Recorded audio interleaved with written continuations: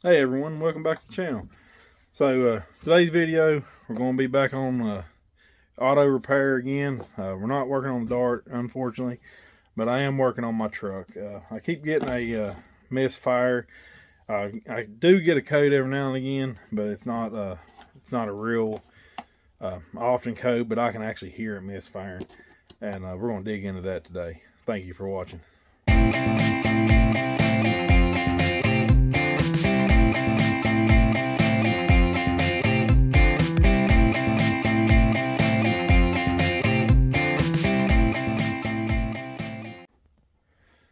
Alright, so what we're working on today is a 2011 F350 with a 6.2 gasoline engine. It's not a diesel, and I'm going to show you what we're working on. I got, so a while back I was getting a misfire. You can actually see the spark escaping the coil, and so I done plugs, wires, new boots on the coils, and that didn't really fix the problem, and I'm going to show you why here.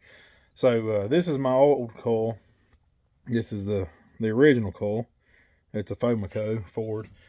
So these coils have an insulator down in there with a spring and then the boot. Well, my insulators are bad, and they're so corroded in there I can't get the old ones out.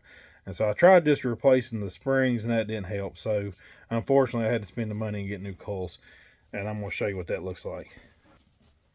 Alrighty, so here is the new coil, and unfortunately I couldn't afford the factory replacement ones from Ford. They're expensive. They're like, I think it's like 180 bucks each or something, and I got this whole set for under 80. So I hope they'll work. I hope they'll last. They look the same.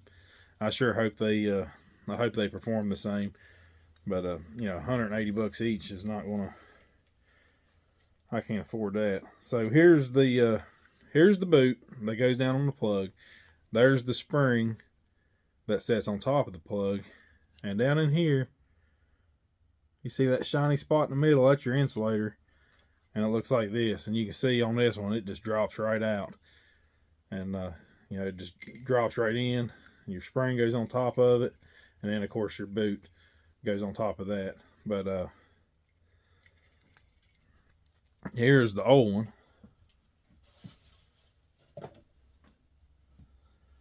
I don't know if you're gonna be seeing that in there because it ain't shiny anymore.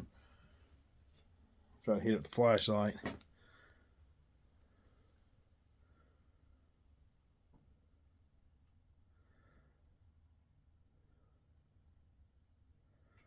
You can kind of see down in there the little corroded circle. And the issue I'm having is whenever I can't get them out to replace them, and when I try, I keep breaking these fins off.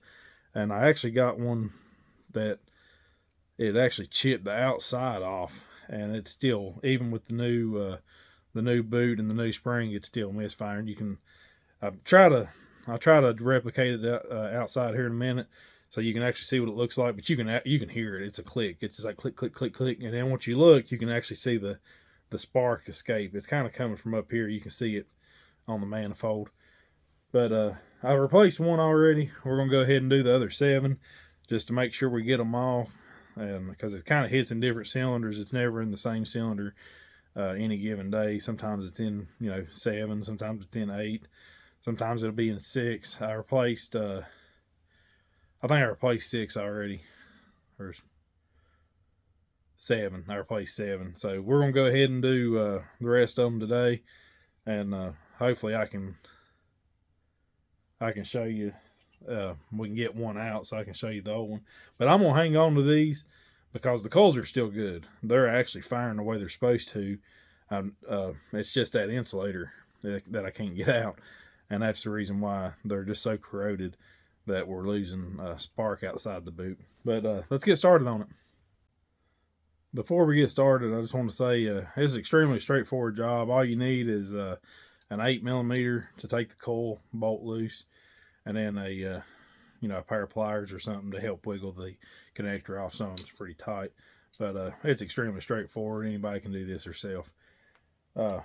The The back two were kind of hard to get to. We might have to take some parts of the air induction loose, but it's really easy. Anybody can do this. All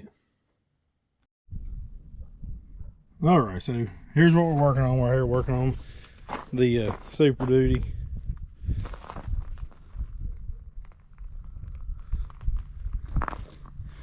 I'm gonna try to get this thing to misfire for you so you can hear it.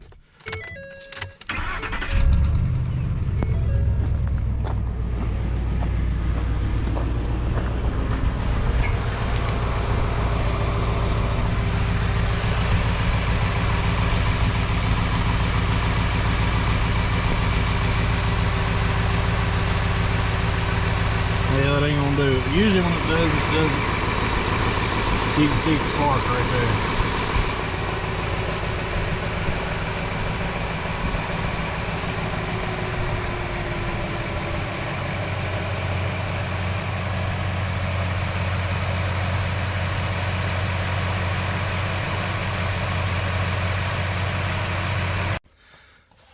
Can't get it to do the misfire today, of course, or the so I sat here and let it run for a minute trying to duplicate it so I could video it, but it ain't gonna do it, so we'll just dive right in.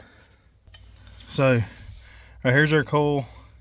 We just gotta take this, click it out like so, and then we want to remove our boot.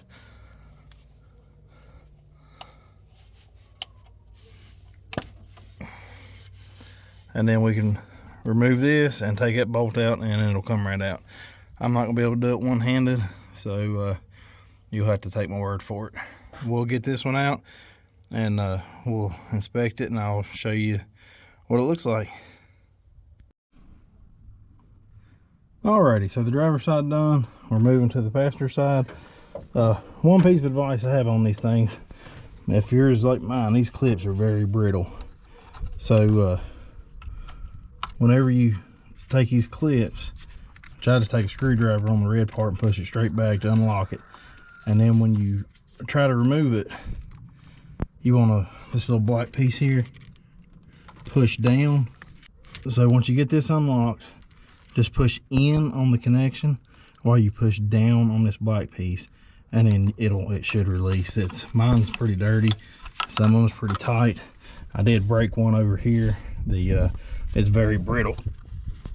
The little plastic piece, half of it broke off. It's very, very brittle. This truck's got almost 300,000 miles on it, so these plastic pieces are starting to show their age. But I'll try to show you this one on camera. I just take my screwdriver and gently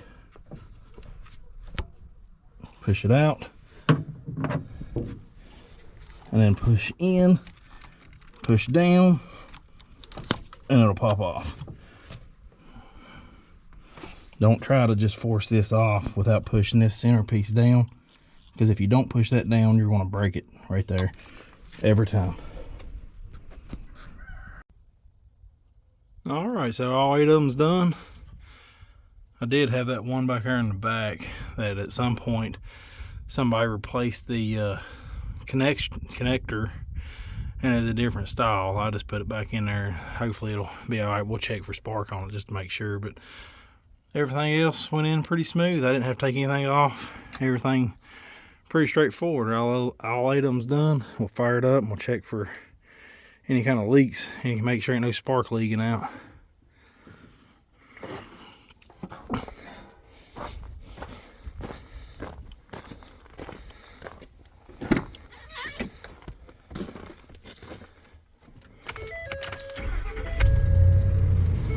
See if we got any engine lights or anything.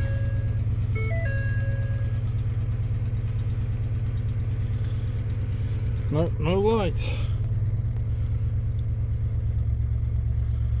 I gotta get that TPI fixed. I guess they don't have the sensors in the tires. That light stays on all the time.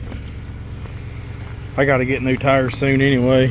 Front ones are pretty good, but back ones are not so good. And these tires, they're okay on the road, but they don't go with their crap in the winter. All right. Running nice and smooth. I don't hear any clicking, which I didn't before either. Usually it does at the worst when it's wet or humid outside, any kind of moisture in the air. But so far so good.